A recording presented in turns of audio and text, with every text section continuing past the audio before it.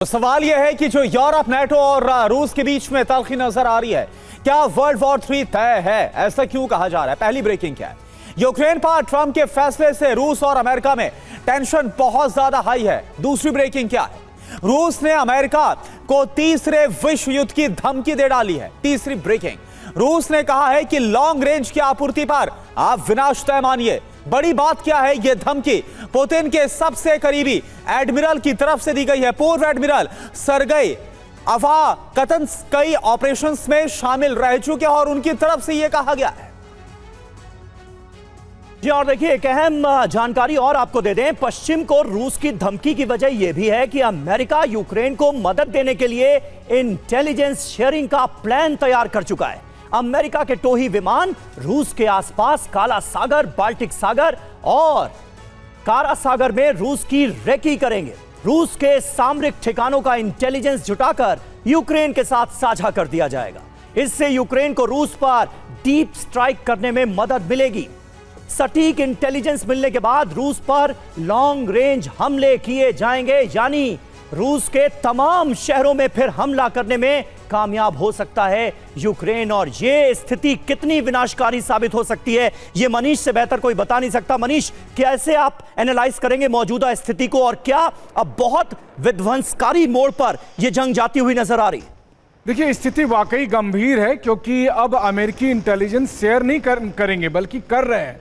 आपने देखा होगा कि जब नाटो के ईस्टर्न सेंट्री के तहत एयर पुलिसिंग की जा रही है, जहां पर नाटो के विमान रूस की सीमा पर लगातार उड़ रहे हैं, तो वहां नाटो के विमान, जिसमें सबसे ज्यादा अमेरिकी जासूसी टोही विमान है, वो लगातार रूस और बेलारूस में जो सैन्य मूवमेंट हो रहा उन गतिविधियों पर नजर रख रहे हैं और उसके बारे में एक एक जानकारी दे रहे हैं। आपने देखा कि बहुत से ऐसे रूस के मिलिट्री बेस या एयर बेस जिनको अटैक किया गया, जो यूरोप के बॉर्डर पर थे। उसकी वजह यही है क्योंकि एक के बाद एक इंफॉर्मेशन मिल रहा है यूक्रेन को और फिर और उसका वो इस्तेमाल भी हो रहा है। तो ऐसी स्थिति में इस बात की काफी गुंजाइश है कि एक छोटा सा मिस कैलकुलेशन इस जंग के स्केल को बहुत बड़ा कर सकता है। बिल्कुल, एक छोटी सी गलती और उसके बाद हो जाएगा महाधमाका। एक और बड़ी खबर, पोल्टावा पर रूस ने दागी है इस्कैंडर मिसाइल। यह खबर सामने आ रही है। इस्कैंडर मिसाइल से यूक्रेनी पोस्ट में तबाही मची है। हथियार और गोला बारूद जलकर खाक। रूसी हमले में कई यूक्रेनी सैनिक घायल।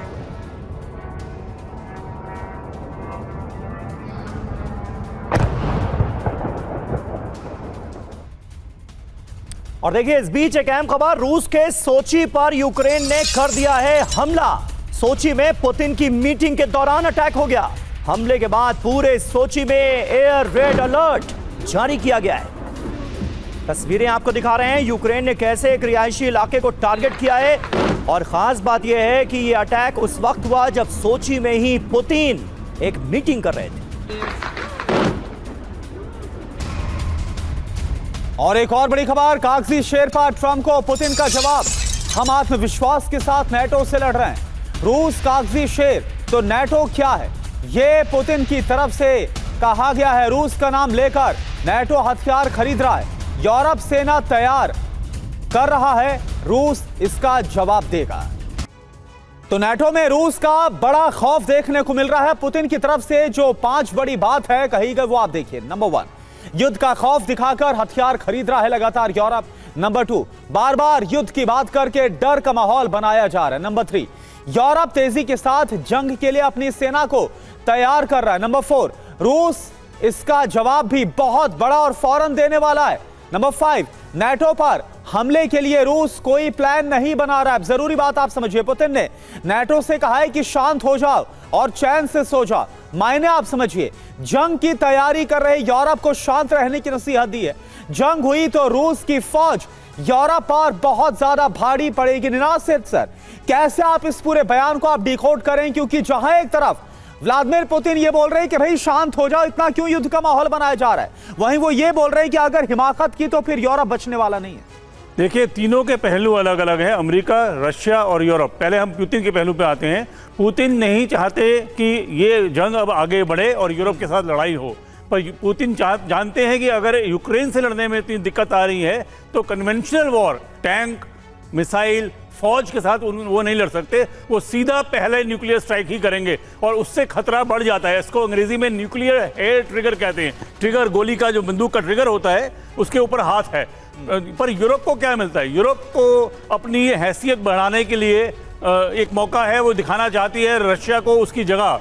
पर अमेरिका को, मेरे को लगता है असल हम लोग एक असेसमेंट नहीं कर रहे। सबसे ज़्यादा फायदा अमेरिका को होगा अगर रशिया और यूरोप लड़ते हैं, क्योंकि वो दोनों खत्म हो सकते हैं और अमेरिका एक नंबर 1 पावर और भी ज़्यादा बढ़ सकता है। और इसमें चौथा एक पहलू, जो इमीडिएट पहलू ये है कि क्या यूरोप के पास क्षमता भी है रशिया के साथ लड़ने की। हम जर्मनी, जो यूरोप का सबसे बड़ा कंट्री है, उसको देख लें। 2 लाख सोल्जर हैं उनके पास, ना न्यूक्लियर वेपन्स हैं। नेटो की गारंटी तब तक ही रहेगी जब तक अमेरिका चाहेगा। तो मेरे को लगता है कि यूरोप अपना ज्यादा हाथ खेल रहा है, उतने उसके पास कार्ड्स नहीं है।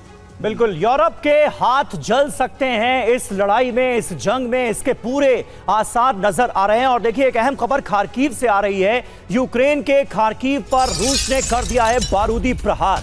खार्किव में यूक्रेनी ट्रेन पर ड्रोन हमला हो गया। ड्रोन हमले में पैसेंजर ट्रेन को नुकसान पहुंचा है। ट्रेन के कई डिब्बे इस हमले में क्षतिग्रस्त हो गए। तस्वीरें आप देखिए, एक पैसेंजर ट्रेन पर ड्रोन हमला हुआ है।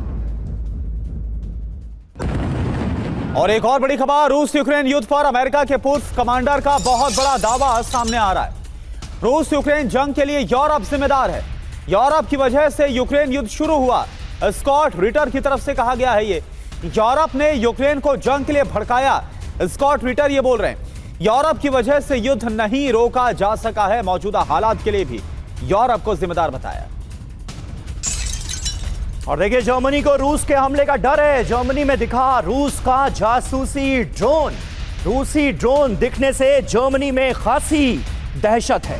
ड्रोन के जरिए रूस लगातार जासूसी कर रहा है, इस बात का अंदेशा है। रूसी ड्रोन दिखने के बाद म्यूनिख एयरपोर्ट को बंद कर दिया गया है। तो रूस के ऊपर लगातार यूरोपीय देशों की ड्रोन के जरिए जासूसी के आरोप लग रहे हैं। और अब जर्मनी में रूसी ड्रोन को लेकर दहशत है।